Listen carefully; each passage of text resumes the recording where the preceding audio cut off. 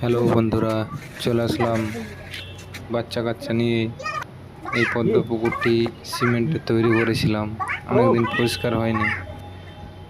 চলে আসলাম পরিষ্কার করতে।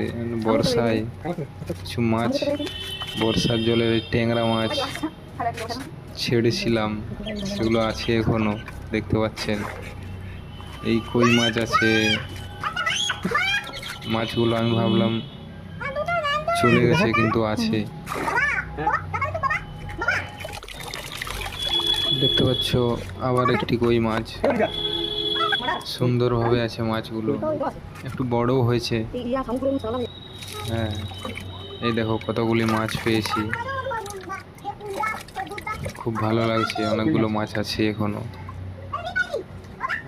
ট্যাংরা একটা আছে, 3-4টা কই আছে, আরো অন্য মাছ আছে। এই ট্যাংরা মাছটা পিছনে একটা পন্ড আছে, ওটাই ছেড়ে দিলাম।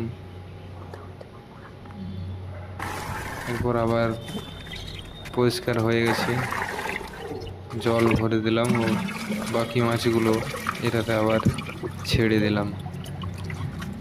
ভালো থাকবেন সবাই। ভিডিওটি ভালো লাগলে লাইক, সাবস্ক্রাইব করবেন।